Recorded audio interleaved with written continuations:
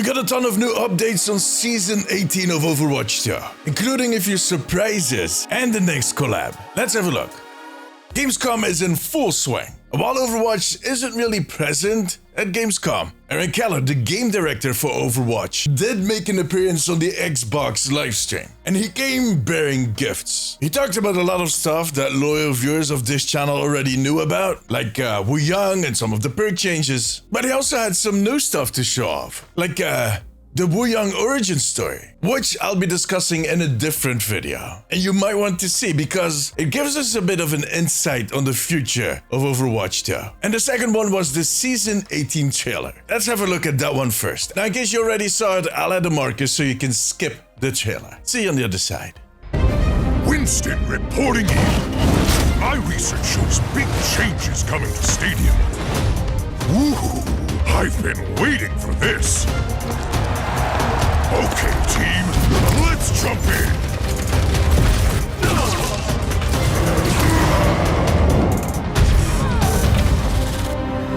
Two payloads? My mind is racing with possibilities! Time to roll up my sleeves.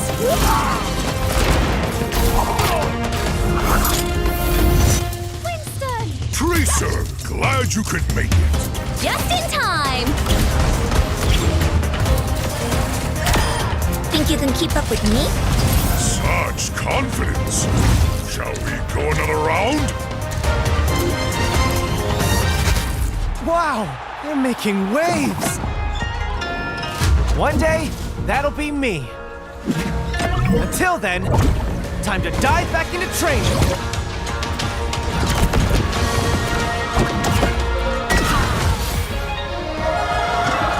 Seems like I'm not the only one getting stronger.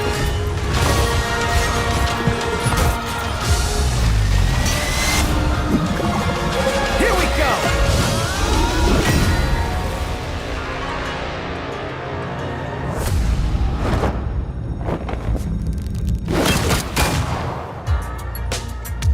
Alright, first off, a rather short trailer, but with a lot of hidden information that you might have glanced over. So allow me to break it all down for you. First off, we got a first look at both of the new payload race maps that are going to be added to Stadium. Powder Keg Mine, which we got to see before, and Thames District. We also got a look at another one of those small payloads. They look so cute.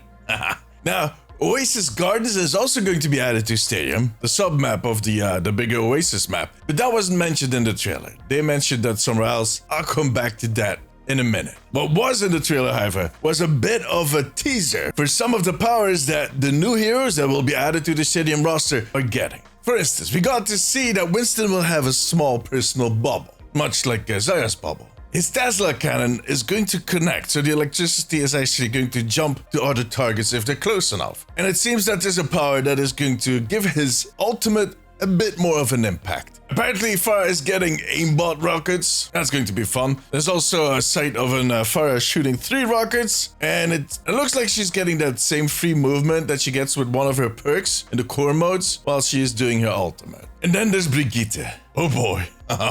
At some point, you can see a 360 flail kind of wrapping around her, just hitting everybody around her. She can also have a huge shield like the one she has during her ultimate, but at all times, basically making her a tiny Reinhardt. And the one thing that I had been hoping for that they would add to Stadium, Brigitte can throw her shield. Oh yes. We actually got to play around with that during the April Fool's event. I loved that ability. I think I said at multiple occasions that I want that in gaming.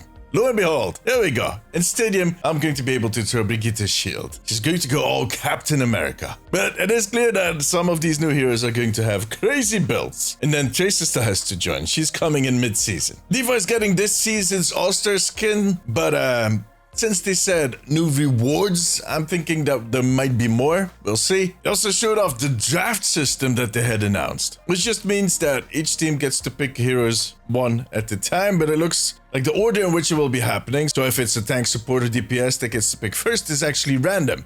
And it is random per team. So team A might have to pick a support first, but team B actually has to pick a DPS. On top of that, it looks like they'll cluster some of the the window, so two people might be picking at the same time. It looks like there's a lot going on there that we haven't seen yet. Now, I'm going to be honest, I'm still not a fan of that idea. In a game where people are sometimes dead set on playing a certain hero, where they have their mains, we have one tricks, I don't know. This might result in a little more toxicity, frustration, abandonment of the game mode altogether, but we'll see. Luckily, I think it's only going to be in the competitive mode, so if I really don't like it, I can switch to unranked, because yeah, it is still coming. Unranked is still coming in season 18, and it is going to include crossplay, which is very important for a lot of people, and backfilling. So when anybody leaves, someone else will take their place. They kind of figure out a bunch of rules how to do that. On top of that, there's of course the other stuff we already know, that it's only going to be 5 rounds. There's going to be powers picked in round 1,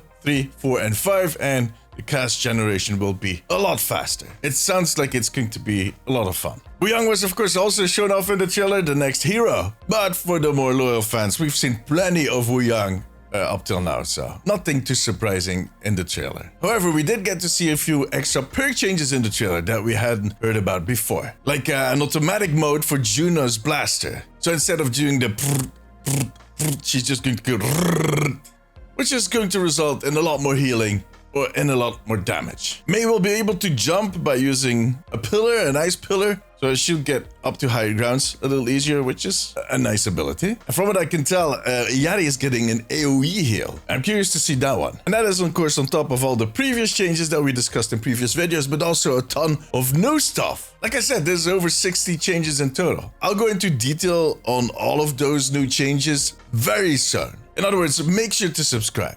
Now, when it comes to collabs, in Season 17, those were kind of hidden in the trailer. It was something new they tried. Turns out that in Season 18, they're going for the good old little snippet at the end of the trailer. And this time around, you got to see Persona 5's Joker for a brief second. So I guess we're getting a Persona 5 collab. I didn't play the game, but I've heard a lot of good things. But yeah, like I said, short trailer. A lot of extra information. Yet, it leaves us with quite a few questions. Well, luckily, they also posted the blog post alongside the trailer, kind of giving us that extra information that you're looking for. First off, something we knew was coming, but that is still worth mentioning, is that we're going to get another soft reset in competitive, so you'll have to do your placements yet again. Cassidy is the one to get the mythic weapon skin in Season 18. It is an often asked question that finally got an answer. It's called Blazing Sunsetter. It has dynamic reactivity. You of course will also get a flourish and dead animation that looks, well, explosive. I mean, it's not the tank and support weapon that I had predicted, but looks cool. We also gotta look at some of the Battle Pass skins that we're getting in Season 18. And there's both a poolside and a streetwear theme. Some skins worth mentioning, in my opinion at least, is the summer skin for Wuyang, which feels extremely appropriate for his kit. There's a rather snazzy looking Roadhog, which I'm not certain I'll be using, but it looks different. And there's actually a Lucia skin in there, lo and behold. We also got to look at some of the shop skins. The only one that I want to highlight right there is the Surf and Splash Reinhardt. I've been waiting for that skin for close to 8 years, so I'm happy that it's finally in there. Although I would like to get a closer look. The hammer looks amazing. Now, it will most likely be in the shop from the start during the Summer Games event. I expect that to be active as soon as the season starts. And during that event, there's also going to be another Lucia skin, a free one that you can earn. It is a recolor, but come on. There's also the return of Winston Volleyball and Lucio Ball, but with a twist. See, Lucio Ball is going to be played in third-person view, which, come to think of it, actually makes a lot of sense. I think the game mode is going to be more enjoyable, easier, fun in that third-person perspective. We'll see. Other than that little surprise, there are a few new features that we didn't see coming.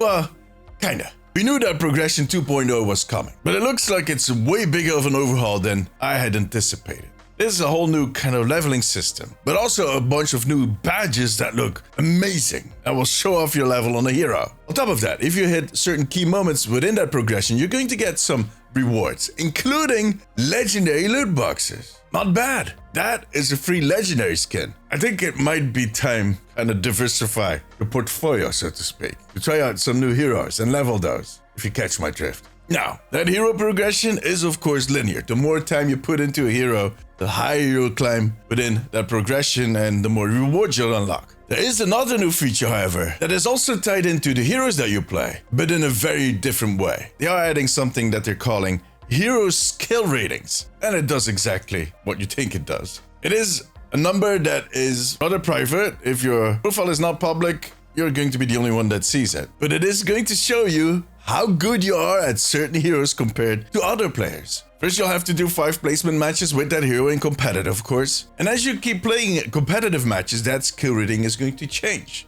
to the point that you'll get an idea of how good you are at whoever you consider to be your main, which I think is an interesting addition. Now, you need to know that that number is not taken into account when it comes to matchmaking.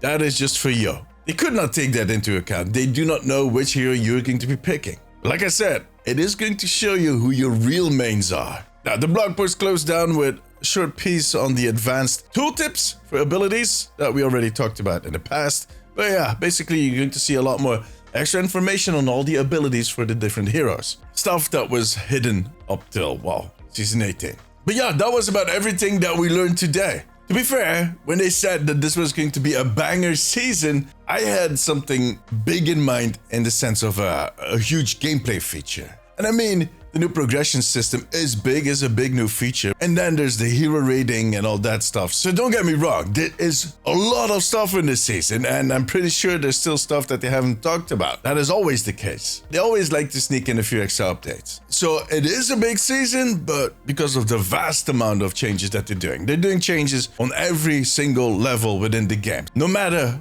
what you prefer playing in Overwatch, there's going to be something for you to discover, which is neat. That is nice. Now, we won't have to wait long to get to test all of it because season 18 is already starting next Tuesday, August 26th. But tell me, what do you think about everything that we learned today? Let me know in the comments, or come tell me during my streams. I stream over at twitch.tv/DeemziesTV. Come join us. For now, however, that was it. If you like this video, give it a thumbs up. It always helps me out. I also want to thank my patrons and YouTube members. You too can become a member over on patreon.com/theomnicpost and right here on YouTube to unlock exclusive rewards. If you have a few minutes left, maybe check out one of my other videos. But above all, take care of yourself, take care of each other. Bye bye.